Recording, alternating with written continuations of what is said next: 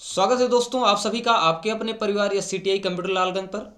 और इस वीडियो में मैं फिर से आपके लिए लेकर के आया हूं कुछ इंपॉर्टेंट क्वेश्चन जो कि आपके प्रत्येक कंप्यूटर कोर्स के लिए इंपॉर्टेंट हैं। आप चाहे जिस कोर्स को कर रहे हों।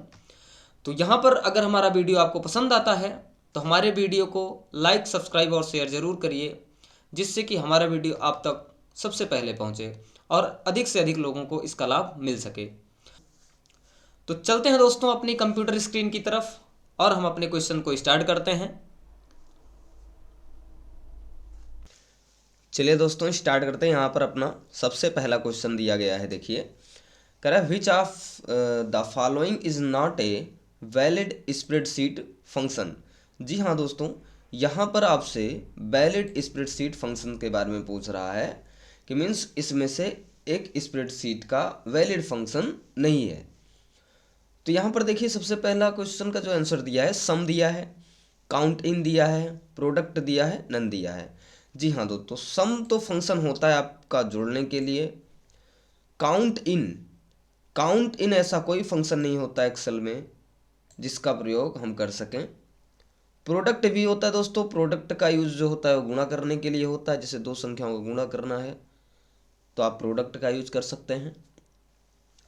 नेक्स्ट क्वेश्चन है दोस्तों, करें what is the default location of save in Libre office. देखिए यहाँ पर पूछ रहा है location of save in Libre office और वो भी डिफॉल्ट। जी हाँ दोस्तों, मीन्स कह रहा है लिब्रो ऑफिस में डिफॉल्ट रूप से जो फाइल की लोकेशन होती है सेव करने की वो क्या होती है। तो दोस्तों डिफ़ॉल्ट रूप से लिब्रो ऑफिस में फाइल को सेव करने की जो लोकेशन होती है दोस्तों वो होती है डॉक्यूमेंट्स। कहाँ पर होती है?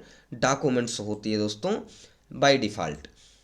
डेस्कटॉप तो तब होता है जब हम खुद से स्वयं से सेलेक्ट करके सेव कर सकते हैं, तब वहाँ डेस्कटॉप को भी हम सिलेक्ट कर सकते हैं, डाउनलोड्स की भी सिलेक्ट कर सकते हैं दोस्तों। ऑल ऑफ दी अबव में मीन्स जो भी हम ऑप्शन चाहते हैं जहाँ पर सेव करना चाहते हैं वहाँ सेव कर सकते हैं, लेकिन जो डिफ़ॉल्ट रूप से होता है वो डॉक्यूमेंट्स होता है। नेक्स्ट क्वेश्चन है, कह रहा है which among the following is use for international payment transfer. जी हाँ दोस्तों, अभी तक हमने जो भी पेमेंट ट्रांसफ़र के लिए पढ़े थे, जैसे हमने नेफ्ट पढ़ा था, आरटीजीएस पढ़ा था, आईएमपीएस पढ़ा था दोस्तों, डिजिटल फाइनेंशियल टूल्स से ये क्वेश्चन पूछा गया है आपसे। आरटीजीएस देखिए यहाँ पर सबसे पहले आरटीजीएस दिया गया है, तो आरटीजीएस का फुल फॉर्म लिखिएगा, यहीं से बता दे रहे, हो सकता है आगे आपको क्वेश्चन में ये सभी मिल जाएं। आरटीजीएस का फुल फॉर्म लिख लेना, आप लोग कॉपी में नोट कर लेना, और पूछा भी जाता है दोस्तों। आरटीजीएस का फुल फॉर्म होता है real time gross settlement. R से रियल, टी से टाइम, जी से ग्रॉस और एस से सेटलमेंट। अब दूसरा दिया गया है दोस्तों स्विफ्ट। जी हाँ दोस्तों, स्विफ्ट दिया गया है। और तीसरा दिया गया है दोस्तों आपका दिया गया है नेफ्ट, NEFT। जी हाँ दोस्तों, और नेक्स्ट दिया गया है आपका IMPS दिया गया है। तो यहाँ पर सबसे पहले हम स्विफ्ट का फुल फॉर्म बताते हैं आपको। स्विफ्ट का जो फुल फॉर्म होता है दोस्तों नोट करना, यस से होता है सोसाइटी, यस से society for world wide inter bank, I से इंटर बैंक, और दूसरा एफ दिया है फाइनेंशियल, एफ से फाइनेंशियल, टी से टेलीकम्युनिकेशन। जी हाँ, यस से सोसाइटी, डब्ल्यू से फिर यस सोसाइटी के बाद फॉर लगाइएगा, society for world wide, society for world wide inter bank, I से इंटर बैंक, और एफ से फाइनेंशियल और टी से टेलीकम्युनिकेशन। तो जी हाँ, इसका पूरा आंसर हो जाएगा आपका स्विफ्ट का society for world wide inter bank financial telecommunication. और यहाँ पर दिया है नेफ्ट। तो सबसे पहले हम यहाँ पर नेफ्ट का भी फुल फॉर्म देखते हैं, आगे हो सकता है मिल जाए आपको।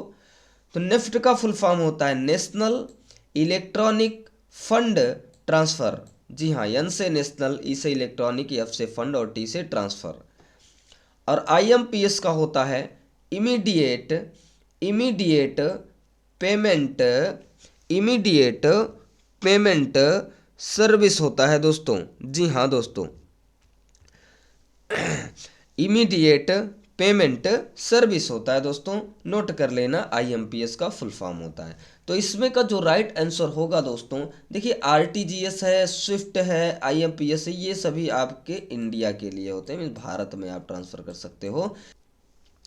जी हाँ दोस्तों, तो इसका राइट आंसर स्विफ्ट होगा, जो आपके इंटरनेशनल पेमेंट ट्रांसफ़र के लिए यूज किया जाता है। नेक्स्ट क्वेश्चन है दोस्तों, यहाँ पर दिया है which shortcut key is used in Libre office to hide और अनहाइड द रूलर। जी हाँ, यहाँ पर आपसे पूछ रहा है हाइड और अनहाइड करने के लिए किसको, रूलर को। रूलर को अगर हाइड करना है या अनहाइड करना है दोस्तों, तो कौन सी शॉर्टकट की यूज की जाती है दोस्तों।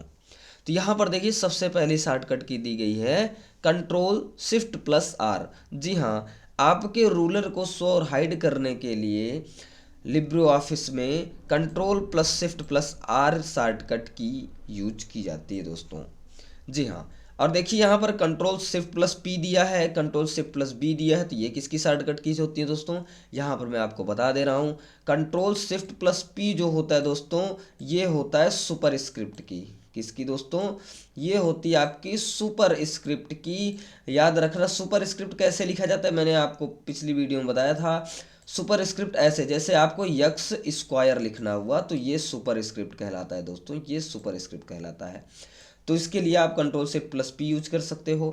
कंट्रोल शिफ्ट प्लस बी दिया गया है दोस्तों, ये होती है आपके सब स्क्रिप्ट की। किसकी होती है दोस्तों, सब स्क्रिप्ट की शॉर्टकट की होती है दोस्तों।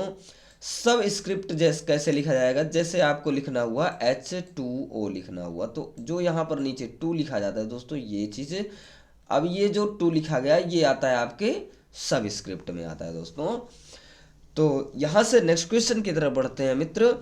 दिया गया है which protocol is use for downloading email from the server to the mail box. जी हाँ, यहां पर आपसे पूछा जा रहा है कि मीन्स कौन सा प्रोटोकॉल सर्वर से मेल को डाउनलोड करने के लिए प्रयोग में लाया जाता है। मीन्स कौन सा प्रोटोकॉल सर्वर को मेल से डाउनलोड के लिए यूज किया जाता है। तो सबसे पहले दिया है ईमेल, दिया गया है, कह रहा है ईमेल फ्रॉम द सर्वर, और वो भी किसके लिए, डाउनलोडिंग के लिए दोस्तों।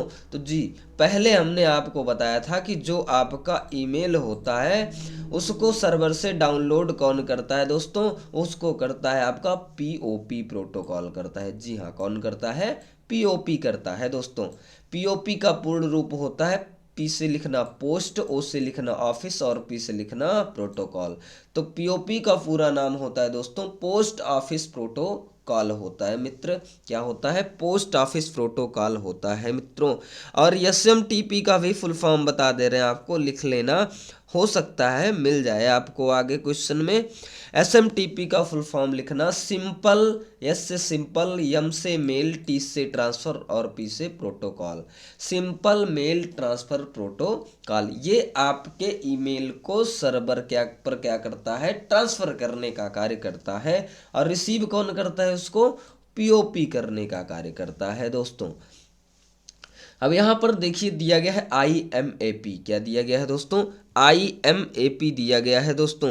IMAP का फुल फॉर्म लिखना मित्र, IMAP का फुल फॉर्म होता है इंटरनेट मैसेजिंग एक्सेस प्रोटोकॉल। जी हाँ, I से इंटरनेट, M से मैसेजिंग, A से एक्सेस और P से प्रोटोकॉल। लिख लेना internet messaging access protocol. Next इधर दिया गया है दोस्तों HTTP भी दिया गया है। मैं इसलिए आपको फुल फॉर्म बता रहा हूँ कि हो सकता है आपके पेपर में ऐसे क्वेश्चन मिल जाए, तो ये ना हो कि हमने इसको पढ़ा नहीं है दोस्तों। तो यहाँ से आपको ये सारी चीज़ें नोट कर लेना है और ध्यानपूर्वक इसको पढ़ना है, क्योंकि 100% है कि ऐसे क्वेश्चन आपके एग्ज़ाम में पूछे जाते हैं। नेक्स्ट क्वेश्चन दिया है HTTP। HTTP का फुल फॉर्म होता है दोस्तों, H से होता है हाइपर, T से टेक्स्ट, T से ट्रांसफ़र और P से प्रोटोकॉल। HTTP का फुल फॉर्म लिख लेना हाइपर टेक्स्ट ट्रांसफ़र प्रोटोकॉल होता है मित्र। नेक्स्ट क्वेश्चन है, करें what is the meaning of CC in email. जी हाँ, इसमें ईमेल के अंदर आप जानते हो कि जो एड्रेस में जहाँ पर 2 लिखा होता है वहीं पर क्लिक करने पर जब आप देखते होगे तो CC और BCC आता है। जी हाँ, आगे हम आपको सीसी और बीसीसी, कार्बन कॉपी और ब्लाइंड कार्बन कॉपी क्या होती है पूरा डिस्क्राइब कर देंगे। इसमें आप कभी नहीं भूलोगे कि सीसी का यूज कैसे किया जाता है और बीसीसी का यूज कैसे किया जाता है मित्र। तो यहाँ पर थोड़ा सा हम सीसी और बीसीसी के बारे में बता देते हैं। सबसे पहले सीसी का फुल फॉर्म देख लो। कह रहे सीसी का फुल फॉर्म जो होता है दोस्तों वो होता है कार्बन कॉपी होता है। जी हाँ, कार्बन कॉपी। और तो इसमें देखो कार्बन कोड है, कोड कॉपी है, तो ये गलत है दोस्तों, इसको ना लगाना। पहला आंसर है आपका कार्बन कॉपी। देखिए ईमेल में सीसी और बीसीसी काम क्या करता है मित्रों, सीसी और बीसीसी काम क्या करता है। देखिए सीसी में सबसे पहले एक आपका मेन रिस्पॉन्स होता है। कौन सा होता है, मेन रिसिपेंट्स, याद रखा, मुख्य प्राप्तकर्ता, मेन रिसिपेंट्स याद रखना। इसका जो एड्रेस होगा, जी हाँ, एड्रेस का मतलब ईमेल एड्रेस, और एक कार्बन कॉपी को प्राप्त करने वाला प्राप्तकर्ता होता है, मीन्स सीसी रिस्पेंस। इसका भी जो एड्रेस होगा, ध्यान देना, बहुत ध्यान से समझना मित्र। देखिए कार्बन कॉपी को जो मुख्य प्राप्तकर्ता होता है उसका जो एड्रेस होगा वो भी, और कार्बन कॉपी जो प्राप्त करने वाला होगा उसका भी एड्रेस, ध्यान देना। इसका एड्रेस 2 में लिखा रहेगा और इसका address CC means carbon copy में लिखा रहेगा। तो इसमें एक ही शर्त होती है दोस्तों कि जो कार्बन कॉपी भेजी जाती है इसमें दोनों का एड्रेस, मतलब इनका भी ईमेल एड्रेस और इनका भी ईमेल एड्रेस एक दूसरे के पास दिखाई देता है दोस्तों। मतलब मेन रेसिपेंट को भी पता रहेगा कि इसकी कार्बन कॉपी किसके पास भेजी गई है, और कार्बन कॉपी को प्राप्त करने वाला व्यक्ति भी वो भी जानता रहेगा कि ये कार्बन कॉपी हमारे पास आई है तो इसकी मेन कॉपी किसके पास गई हुई है। तो यही अंतर होता है मित्र। अब बीसीसी की बात करते हैं। बीसीसी में ध्यान देना, एक 2 वाला, 2 का मतलब हो गया 2 में जिसका एड्रेस लिखा रहेगा वो होते हैं आपके मेन रिसिपेंट्स दोस्तों। कौन होते हैं, मेन रिसिपेंट्स, मतलब मुख्य प्राप्तकर्ता। मतलब इनका भी एड्रेस किस में डाला जाएगा, आपका 2 में डाला जाएगा।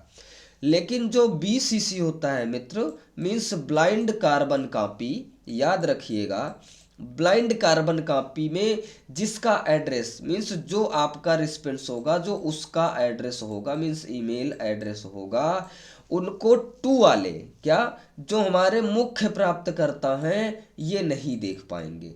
मतलब 2 में जो बीसीसी का एड्रेस डाला है, जब इनके पास मेल पहुंचेगा तो ये बीसीसी वाला ईमेल एड्रेस जो 2 वाले रिस्पेंस है ये नहीं देख पाएंगे। लेकिन जो बीसीसी वाला है, ब्लाइंड कार्बन कॉपी वाला, ये इनके एड्रेस को देख सकता है कि किसके पास इसकी मुख्य कॉपी गई। केवल इतना अंतर होता है, इसमें दोनों लोगों के पास ईमेल एड्रेस दिखेगा, इसमें क्या रहेगा, केवल बीसीसी वाले के पास ईमेल एड्रेस दिखेगा, मुख्य प्राप्तकर्ता नहीं जान सकता है किसके पास इसकी कार्बन कॉपी गई हुई है दोस्तों। तो चलते हैं, बढ़ते हैं दोस्तों हम नेक्स्ट क्वेश्चन की तरफ। देखिए क्वेश्चन क्या है अपना, कह रहे what is the meaning of TT in HTTP. जी हाँ, अभी ही हमने पिछले जो आपके क्वेश्चन थे उसमें एचटीटीपी का पूरा नाम बताया है दोस्तों। तो यहाँ पर पूछ रहे हैं एचटीटीपी में इन 2 टीटी का मीन्स जो ये टीटी लिखे हुए हैं इनका अर्थ क्या होता है। तो इसका अर्थ होता है, देखिए हमने बताया था हाइपर टेक्स्ट ट्रांसफर प्रोटोकॉल। तो जी हाँ, जो इसका आंसर होगा वो होगा टेक्स्ट ट्रांसफर होगा मित्रों। देखिए यहाँ पर टेस्ट भी दिया है तो टेस्ट नहीं होगा यार, इधर गलत करना, इसको देखो टेक्स्ट ट्रांसफर लिखा है तो ये आपका राइट आंसर हो जाएगा। नेक्स्ट क्वेश्चन है मित्रों, कह रहा है which of the following is a web browser. इसमें से जो दिया गया निम्न में से एक वेब ब्राउजर है, वो भी कौन सा है उसको ढूंढ लो मित्र। जानते हो, देखो सबसे पहले याहू दिया है, गूगल दिया है, क्रोम दिया है, अल्टा विस्टा दिया है। तो याहू आपका एक सर्च इंजन है, गूगल एक आपका सर्च इंजन है, अल्टा विस्टा एक सर्च इंजन है, और आप डेली यूज करते होगे क्रोम को, है ना। तो क्रोम आपका एक क्या होता है, यह एक आपका ब्राउज़र होता है दोस्तों। क्या होता है मित्र, ये आपका एक ब्राउज़र होता है मित्रों। क्या होगा मित्र, यह एक आपका क्या होगा, ब्राउज़र होगा। जी हाँ, ब्राउज़र होगा आपका। ठीक है, आगे ध्यान से समझना। नेक्स्ट क्वेश्चन की तरफ बढ़ते हैं। पूछ लिया है which of the following is an e commerce. अब इसमें देख लो भैया, सबसे पहले हम ई कॉमर्स को जानते हैं कि ई कॉमर्स होता क्या है। अब ई कॉमर्स पहले जानेंगे तभी तो हम भाई इसका आंसर लगा पाएंगे। देखिए, ई कॉमर्स का मतलब होता है, ई का मतलब होता है इलेक्ट्रॉनिक, और कॉमर्स मीन्स कॉमर्स आपका मीन्स जिससे ऐसा एक वेबसाइट बताइए इसमें से जिससे हम ऑनलाइन रह करके अपने व्यवसाय को आगे बढ़ा सकते हैं मीन्स ऑनलाइन व्यवसाय करने की एक वेबसाइट बताओ आप। तो इसमें देखो, पहले ई कॉमर्स का पहला मतलब होता है, e commerce means electronic commerce. E commerce means electronic commerce. It means buying and selling goods online. Means इसके माध्यम से हम वस्तुओं को ऑनलाइन खरीद भी सकते हैं और बेच भी सकते हैं। तो आप जानते हो, तो फेसबुक तो है नहीं दोस्तों, व्हाट्सएप भी नहीं है मित्र, ये तो आता है इंस्टेंट मैसेजिंग में, ये सोशल मीडिया में आ गया आपका। अमेजन दिया गया है, देखो अमेजन आपकी एक सोशल मीडिया पर तो है, लेकिन ये एक ई कॉमर्स की वेबसाइट है दोस्तों। किसकी? ई कॉमर्स की वेबसाइट है। इससे हम क्या करते हैं, किसी भी परचेजिंग को, किसी भी गुड्स को परचेज कर सकते हैं और किसी भी गुड्स को हम सेल भी कर सकते हैं दोस्तों। तो यहाँ पर देखो, ये अमेजन क्या करता है, गुड्स को सेल भी करता है और परचेज भी कर सकता है दोस्तों। नेक्स्ट देखिए दिया है इंस्टाग्राम। जी हाँ, इंस्टाग्राम आपका किसके लिए यूज किया जाता है दोस्तों? ये सोशल मीडिया की साइट है दोस्तों, जिस पर हम क्या करते हैं, वीडियोस और फोटोज के लिए मुख्य रूप से जाना जाता है मित्र। तो जो ई कॉमर्स का राइट आंसर होगा दोस्तों, वो होगा अमेजन होगा दोस्तों। नेक्स्ट क्वेश्चन की तरफ बढ़ते हैं मित्रों। कह रहे what is the maximum time of video that can be uploaded on Twitter. जी दोस्तों, यहाँ पर देखिए, हमने पिछली वीडियोज में अपने क्लास में बताया था कि ट्विटर को हम माइक्रो ब्लॉगिंग सर्विस के नाम से भी जानते हैं मित्रों। किसके नाम से? माइक्रो ब्लॉगिंग सर्विस के नाम से जानते हैं। और ट्विटर में हम, अब इसमें पूछ रहा है, ट्विटर पर हम अधिकतम कितने समय का वीडियो अपलोड कर सकते हैं। जी, जो हिंदी में भी लिखना चाहते हैं क्वेश्चन को दोस्तों, मैं उसका अर्थ बताता हूं, आप लिखते जाइएगा। कह रहा है ट्विटर पर हम अधिकतम कितने समय का वीडियो अपलोड कर सकते हैं दोस्तों।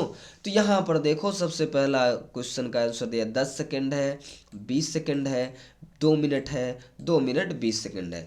तो जो अधिकतम समय होती है मित्र ट्विटर पर वीडियो अपलोड करने की, वो होती है अधिकतम 2 मिनट 20 सेकेंड होती है मित्रों। नोट कर लेना इसको, क्वेश्चन बहुत पूछे जाने वाले होते हैं मित्र। और मैं 100% कहता हूँ, जितने क्वेश्चन, जितनी क्लास आप ले रहे हो, इसमें से मैं सत्य कहता हूँ कि अगर आप पढ़ करके जाओगे तो लगेगा कि हाँ, हम पढ़ करके आए हुए हैं और क्वेश्चन मिलेंगे आपको। नेक्स्ट क्वेश्चन है मित्रों, यहां पर दिया है what is the maximum size of the attachment in Yahoo mail. जी हाँ, यहां केवल याहू मेल पूछा है, लेकिन इसमें हम आपको 2 कॉन्सेप्ट क्लियर कराते हैं मित्र, ध्यान से समझना। कह रहा है कि what is the maximum size of the attachment in Yahoo mail. कह रहा है अगर अटैचमेंट को, क्या, याहू मेल में अधिकतम कितने साइज का अटैचमेंट हम लगा सकते हैं, मीन्स अधिकतम साइज क्या है अटैचमेंट की याहू मेल में। तो देखिए, जो याहू मेल की अधिकतम अटैचमेंट की होती है दोस्तों, वो होती है 25 MB। जी हाँ मित्र, याहू मेल में हम अधिकतम 25 MB के अटैचमेंट को लगा सकते हैं। मतलब क्वेश्चन क्या पूछा, बोला है कि याहू मेल में अधिकतम हम कितने साइज का अटैचमेंट लगा सकते हैं। तो याद रखना, याहू मेल में हम अधिकतम 25 MB की साइज का अटैचमेंट लगा सकते हैं। और याद रखना, ईमेल का भी यही साइज होता है मित्र, की ईमेल पर अधिकतम कितने साइज का अटैचमेंट जोड़ सकते हैं दोस्तों। तो याद रखना 25 MB।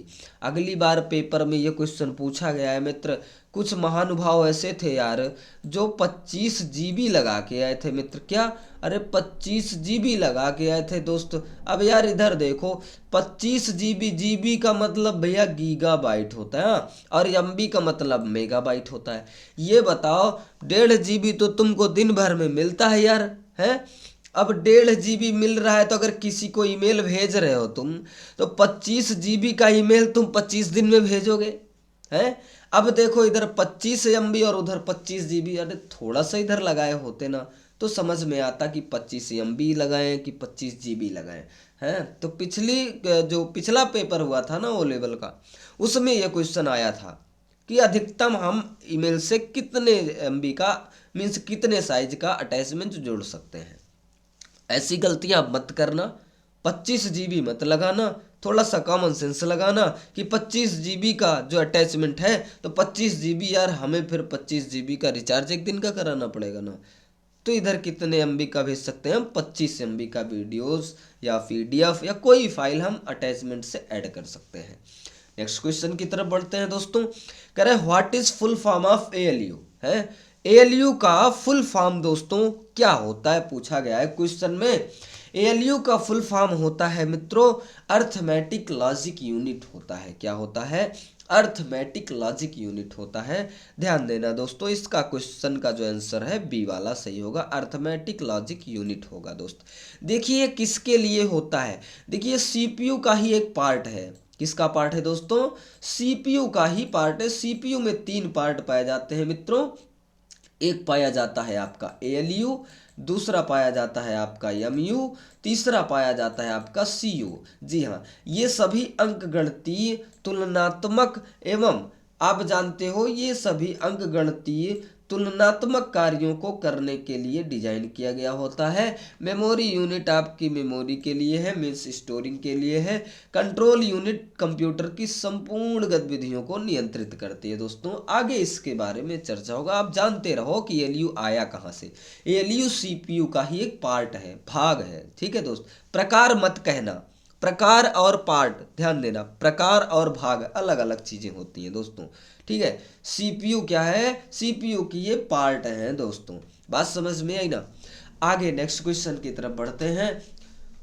नेक्स्ट क्वेश्चन है the main component used in the 3rd generation of computer. दोस्तों अगर हमारा वीडियो आप लोगों को पसंद आता है दोस्तों तो हमारे चैनल को सब्सक्राइब जरूर करना और हमारे वीडियोज को शेयर जरूर करना दोस्तों, क्योंकि अगर वीडियो अगर आप शेयर करते हो तो इससे दूसरे लोगों को भी इससे मदद मिल जाएगी पढ़ने में। नेक्स्ट क्वेश्चन है दोस्तों, कह रहे the main component use in the 3rd generation of computers. जी हाँ, यहाँ पर कह रहा है तीसरी पीढ़ी में कंप्यूटर की कुल 5 पीढ़ियां हैं अभी तक। कितनी पीढ़ियां दोस्तों? 5 पीढ़ियां हैं दोस्तों। तीसरी पीढ़ी में कह रहा है मेन कंपोनेंट के रूप में किसका प्रयोग किया गया है। क्वेश्चन का अर्थ है तीसरी पीढ़ी में मुख्य रूप से कौन सा कंपोनेंट यूज किया गया है दोस्तों। तो याद रखना तीसरी पीढ़ी में सबसे पहले तीसरी में देखिए दिया है IC, पहला दिया है IC। जी हाँ, इसका फुल फॉर्म होता है इंटीग्रेटेड सर्किट होता है, नोट कर लेना मित्र, IC का फुल फॉर्म इंटीग्रेटेड सर्किट होता है। तो ये तीसरी पीढ़ी में यूज किया गया है दोस्तों। और इसको किसने इन्वेंट किया है जानते हैं? इसको इन्वेंट किया है जैक किल्बी के द्वारा बनाया गया है दोस्तों। किसके द्वारा? जैक किल्बी जो है इसके इन्वेंटर भी है, नोट कर लेना, पूछा जाता है। और एक चीज और आपसे पूछा जाता है कि जो IC होता है वो किस मेटल से बना होता है। तो याद रखना किससे बना होता है दोस्तों? सिलिकॉन से बना होता है। किससे बना होता है दोस्तों? सिलिकॉन धातु की बना होता है दोस्तों, याद रखना आप लोग। ठीक है, याद रखोगे। आगे दिया गया वैक्यूम ट्यूब, ये याद रखना, इसमें बता देता हूं कि कभी क्वेश्चन कहीं से पूछा जा सकता है। तो वैक्यूम ट्यूब आपकी फर्स्ट जनरेशन में है। क्या है? पहली पीढ़ी में मेन कंपोनेंट के तौर पर वैक्यूम ट्यूब यूज किया गया है दोस्तों। देखिए VLSIC भी दिया है, means very large scale integration या फिर इंटीग्रेटेड सर्किट होता है VLSI का पूरा नाम। VLSIC का पूरा नाम very large scale integrated circuit होता है दोस्तों। तो ये जानते हो किस पीढ़ी में यूज किया गया है मित्रों? ये यूज किया गया है आपके 4th जनरेशन में। जी हाँ, अब रह गई दूसरे की बात। तो दूसरी पीढ़ी में जानते हो दोस्तों किसका यूज किया गया है? यहाँ यूज किया गया है आपका ट्रांजिस्टर यूज किया गया है दोस्तों। क्या यूज किया गया है? ट्रांजिस्टर यूज किया गया है मित्रों। नेक्स्ट क्वेश्चन की तरफ बढ़ते हैं। क्वेश्चन कह रहा है what is the maximum number of sheets in Libre Office Calc. जी दोस्तों, यहां पर लिब्रे ऑफिस से क्वेश्चन पूछा गया है। वो पूछ रहा है कि कैल्क में अधिकतम कितने सीट्स होती हैं, कितनी सीट्स होती हैं, मीन्स वर्क सीट कितनी होती है दोस्तों। तो अधिकतम देखो, जब एमएस ऑफिस पढ़ते थे ना, मीन्स एमएस ऑफिस में, एमएस एक्सेल में हम जानते थे कि 255 होती है। कितनी होती है? 255। अब उसी के आधार पर हम कैल्क में भी लगा करके चले आते थे। जी नहीं, कैल्क आपका लिब्रे ऑफिस स्यूट का है प्रोग्राम। तो कैल्क में हम अधिकतम 10,000, कितनी दोस्तों? 10,000 सीटें इंसर्ट कर सकते हैं। नोट कर लेना, कितनी? 10,000 सीटें। और अगर दोस्तों आपसे कभी पूछ ले वर्क बुक कितनी होती है, तो नोट कर लेना 32,000 होती है। कितनी होती है दोस्तों? 32,000 होती हैं मित्रों।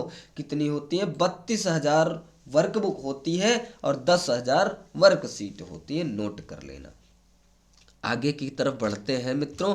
दिया है how many bits does IP version 4 है।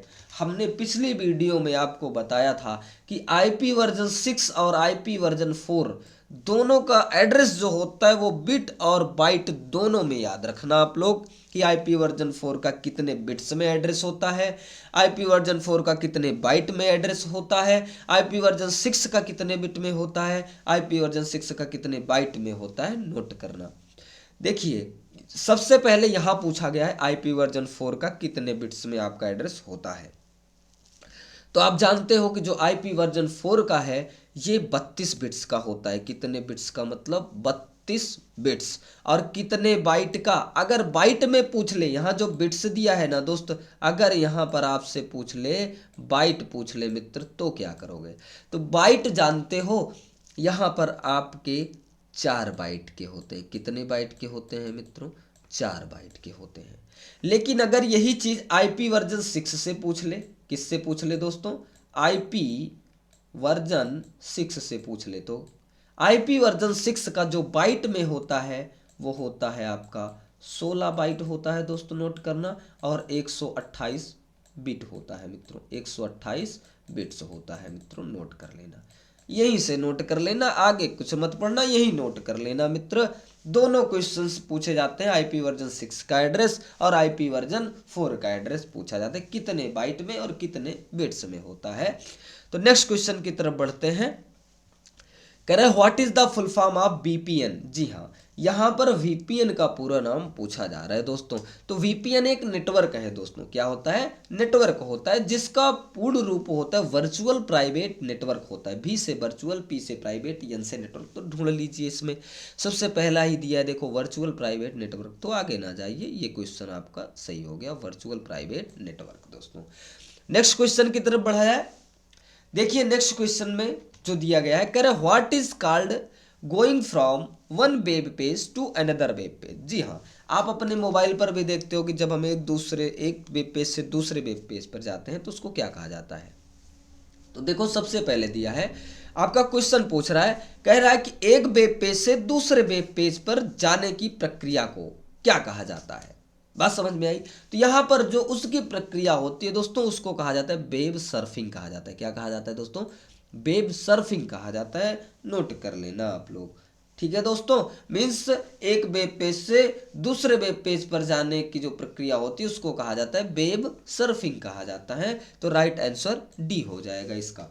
नेक्स्ट क्वेश्चन है, which page is the first page when we open a website. जी हाँ, यहां पर आपसे क्वेश्चन पूछ रहा है वेबसाइट को ओपन करने पर जो सबसे पहला पेज होता है वो कौन सा होता है। तो यहाँ पर देखिए फर्स्ट पेज का पूछ रहा है और वो भी वेबसाइट का पूछ रहा है। तो वेबसाइट का जो फर्स्ट पेज होता है वो क्या कहलाता है? होम पेज कहलाता है। क्या कहलाता है? होम पेज कहलाता है। नोट करना मित्र, home page is the first page of any website. Means home page जो होता है वो सबसे पहला पेज होता है आपके वेबसाइट का। नोट कर लेना। हिंदी वाले मित्र बिल्कुल टेंशन न लेना, मैं दोनों में बता रहा हूं। होम पेज वेबसाइट का पहला पेज होता है। नोट कर लेना। नेक्स्ट क्वेश्चन की तरफ बढ़ रहे हैं मित्र। कह रहे IRCTC इज ए। यहां पर देखिए पूछा जा रहा है कि IRCTC क्या है आपका। IRCTC क्या है मित्र? तो IRCTC आप जानते हैं यह एक आपके रेलवे की सुविधा देने की साइट है। क्या? IRCTC। सबसे पहले हम IRCTC का पूरा नाम जानते हैं, यूज तो करते हैं लेकिन पूरा नाम जानने की कोशिश नहीं किए। देखो IRCTC का फुल फॉर्म होता है, आई से लिखना सबसे पहले, आई से होता है आपका इंडियन रेलवे, आर से रेलवे, सी से कैटरिंग एंड टूरिज्म कारपोरेशन। जी हाँ, Indian railway catering and tourism corporation. और ये आपका एक ईमेल मीन्स सॉरी, यह एक आपका रेलवे सर्विस प्रोवाइडर है। क्या है? रेलवे सर्विस प्रोवाइडर है दोस्तों, नोट कर लेना कि IRCTC एक रेलवे सर्विस प्रोवाइडर है दोस्तों, नोट कर लेना। आगे क्वेश्चन की तरफ बढ़ते हैं दोस्तों। कह रहे व्हाट डज VR? देखिए कह रहा है VR का मतलब क्या है? VR का अर्थ बताइए आप। तो VR का जो अर्थ होता है दोस्तों, इसका पूर्ण रूप होता है वर्चुअल रियलिटी। क्या होता है दोस्तों? वर्चुअल रियलिटी होता है दोस्तों, वर्चुअल रियलिटी, जिसमें आप जानते हो ये वर्चुअल रियलिटी जो होती है मीन्स VR में, ये आपके कुछ इसके फुल फॉर्म में आपको बता देता हूँ। कह रहा है जैसे वर्चुअल रियलिटी में आपका आता है जैसे HMD वगैरह हो गए। HMD का मतलब होता है, लिख लेना, head mountain display. Head mountain display दोस्तों, नोट कर लेना। HMD का पूरा नाम हेड माउंटेन डिस्प्ले होता है मित्र। और HMD ध्यान देना कि इमर्सिव तरीके से मीन्स जो वर्चुअल रियलिटी होती है ये पूरी तरह से इमर्सिव तकनीकी है, जो कि जो यूज करता है ना उसके होश उड़ जाते हैं। ऐसा लगता है कि ये वास्तविक रूप से, बहुत सारे देखिए मूवीज वगैरह में आंख के पास में आपके एक डिस्प्ले को लगा दिया जाता है और उसमें देखो स्लेजिंग वगैरह का जो गेम होता है खेलते हैं, और ऐसा लगता है कि वास्तविक रूप से हम ऐसे गेम खेल रहे हैं। वहां पर होता कुछ नहीं है लेकिन ऐसा लगता है कि हम वास्तव में यहाँ पर गए हैं। तो वही होता है जिससे व्यक्ति वास्तविक रूप से महसूस करने के लिए डिजाइन किया गया है, वही आपकी वर्चुअल रियलिटी होती है दोस्तों। तो मिलते हैं दोस्तों आपसे हम अगली वीडियो में इसी प्रकार के और भी इंपॉर्टेंट क्वेश्चन के साथ में। अगर वीडियो पसंद आते हैं दोस्तों तो लाइक शेयर कमेंट जरूर करिएगा। जय हिंद, जय भारत।